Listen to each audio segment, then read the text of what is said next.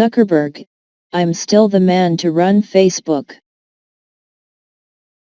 Despite the turmoil that continues to surround his company, Mark Zuckerberg has insisted he is still the best person to lead Facebook. When you're building something like Facebook, which is unprecedented in the world, he said on Wednesday, there are things that you're going to mess up. What I think people should hold us accountable for is if we are learning from our mistakes. As well as being Facebook's chief executive, Mr. Zuckerberg is chairman of the company's board. When asked if his position had been discussed, he replied, "Not that I know of." The mere possibility that his leadership is in question is a scenario few would have predicted even a month ago. But recent reports around improper data gathering by third parties, as well as fake news and propaganda, have prompted some to question Mr. Zuckerberg's ability to lead a company that some think has grown beyond his control. By design, he can't be fired, he can only resign. Scott Stringer, head of New York City's pension fund, said this week that Mr. Zuckerberg should step aside. The fund owns approximately $1 billion worth of the social network. They have 2 billion users, Mr. Stringer told CNBC. They are in uncharted waters, and they have not comported themselves in a way that makes people feel good about Facebook and secure about their own data. He called for Mr. Zuckerberg to step down in order to let Facebook start a reputation-enhancing second chapter. He doesn't just lead an institution that touches almost every person on the planet, wrote Felix Salmon. He also, thanks to financial engineering, has a majority of shareholder votes and controls the board, and is therefore answerable to no one. By design, he can't be fired, he can only resign. Which is exactly what he should now do.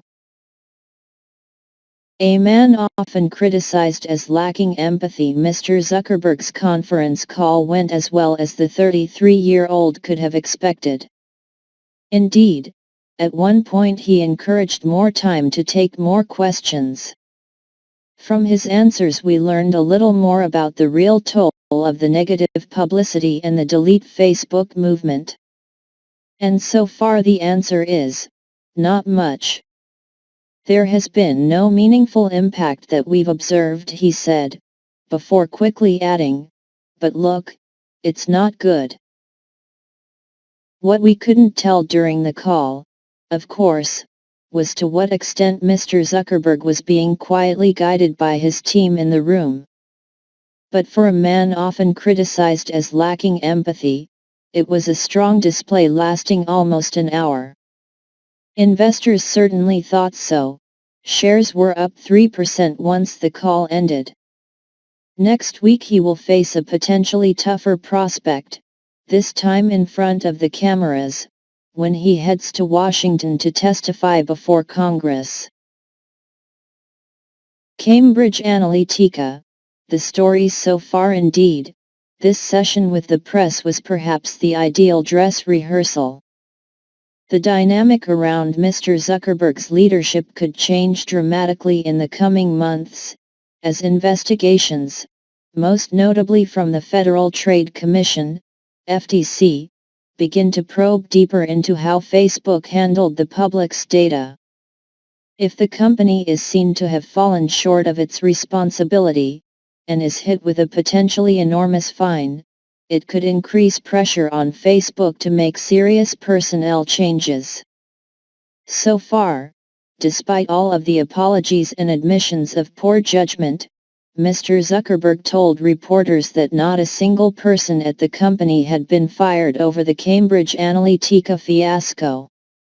The buck stops with him, he said, and indeed it might.